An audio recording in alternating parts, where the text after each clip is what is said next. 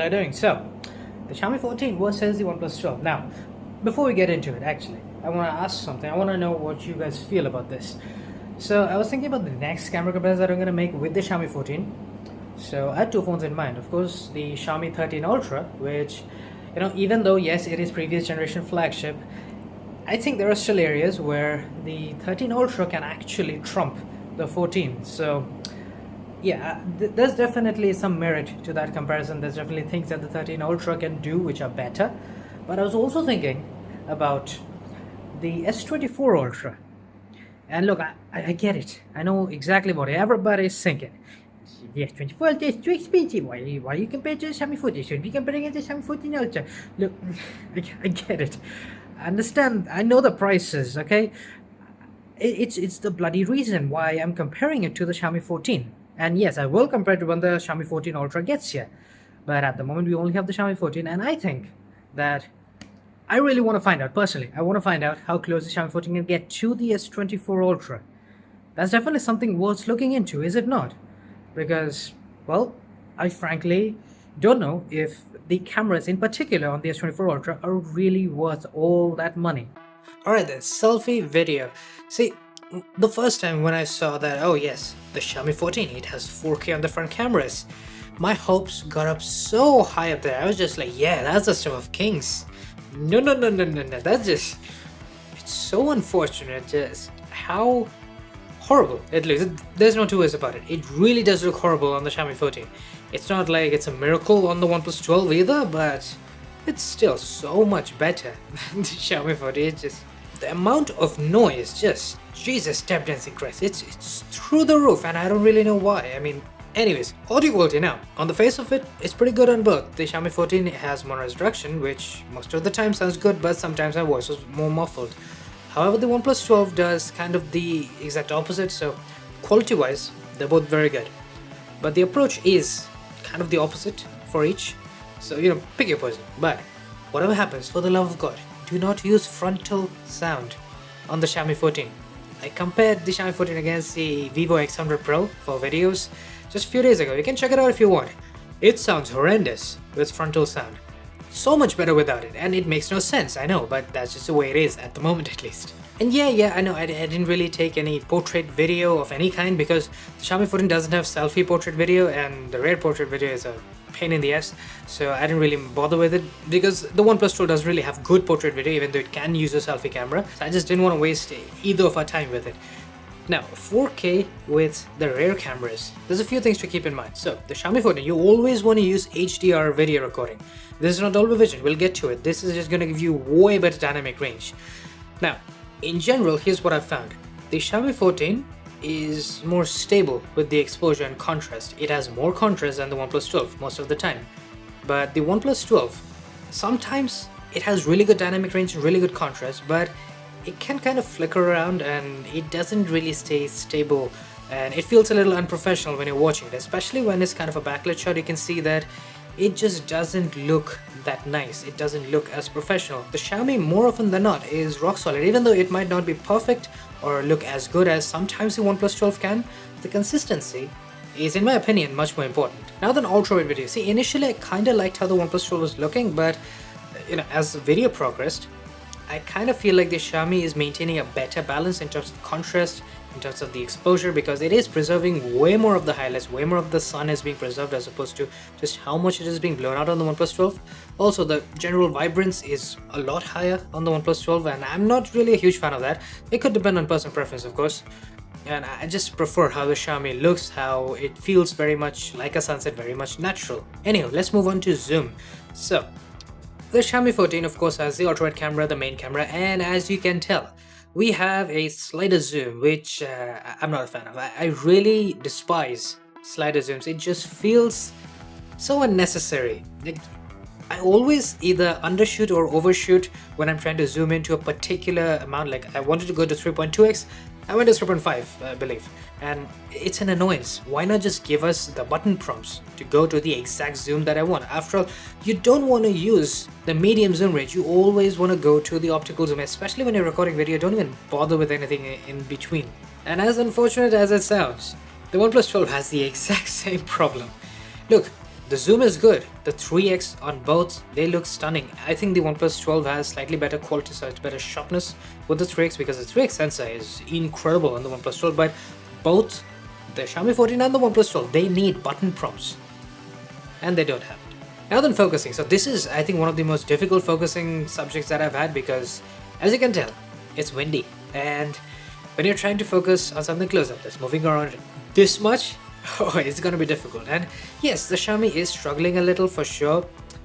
I do like the colors overall. I think the white balance and all that jazz is looking really nice, and the focusing, it's a little problematic here and there, but to be honest, it is a difficult situation. I do want to drive that point home, because then we have the OnePlus 12, which, yes, I don't like that the white balance is so completely off that it just feels like a different time of day, but I think the focusing is actually much more accurate, even though I feel like there's more wind when I was shooting with the OnePlus 12, and it's managing to kind of rack and maintain focus way more, and it's pulsing way less as opposed to the Xiaomi 14. Now, yes, I understand this is a fairly niche situation. Most people will not bother with trying to focus on a subject like this in a situation like this, but it's still very impressive on the OnePlus 12. Now then, 4K 60. So here's the deal. The Xiaomi 14 cannot use that HDR that we were using just previously with 4K 30. So, I mean, you would expect, just as I did, that we wouldn't get particularly good dynamic range, especially compared to the OnePlus 12, because the OnePlus doesn't really indicate that it's going to lose out on dynamic range, right? But oddly enough, it looks like both phones are kind of losing out on some dynamic range. Now, with the main camera, the loss in dynamic range, at least on the Xiaomi 14, is not all that much as opposed to 4K 30. But I do see less shadow detail. The OnePlus 12 can be a little too dark in the shadows in a lot of the cases, and yeah, that's a little unfortunate. But here's what just blew my mind. In just the previous video comparison I made with the X100 Pro, the Xiaomi 14 suffered tremendously with 4K 60 ultrawide because it just had horrible dynamic range.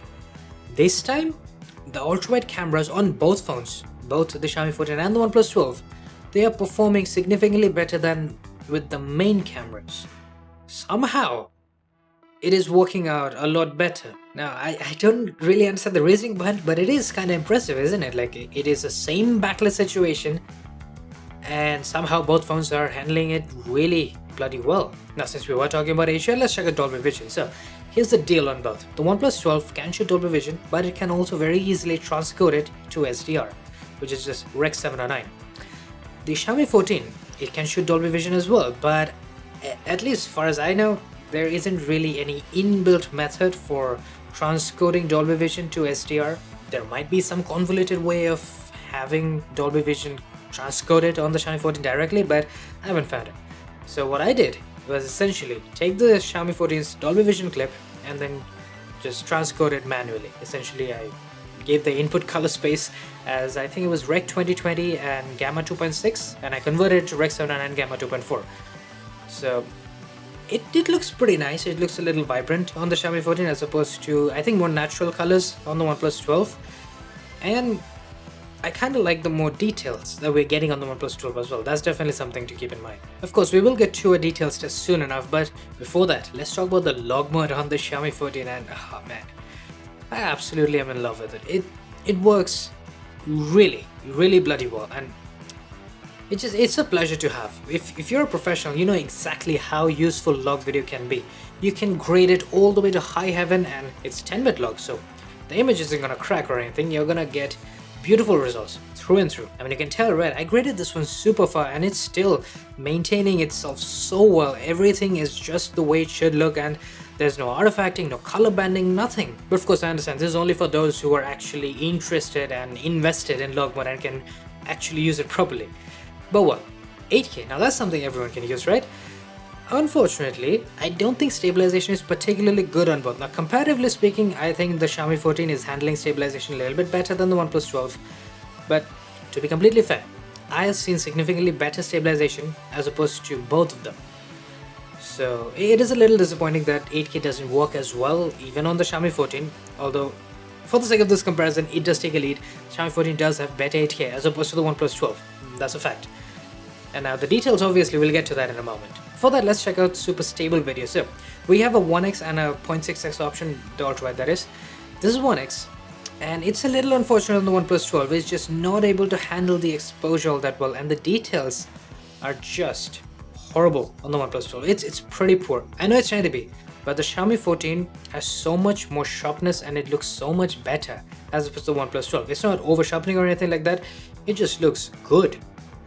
Now with the ultra-wide camera, I think now the details are much closer to both, because you do lose out on a lot of detail, and you lose out on a lot, especially on the Xiaomi 14, because of just how good the 1x Super Stable looked.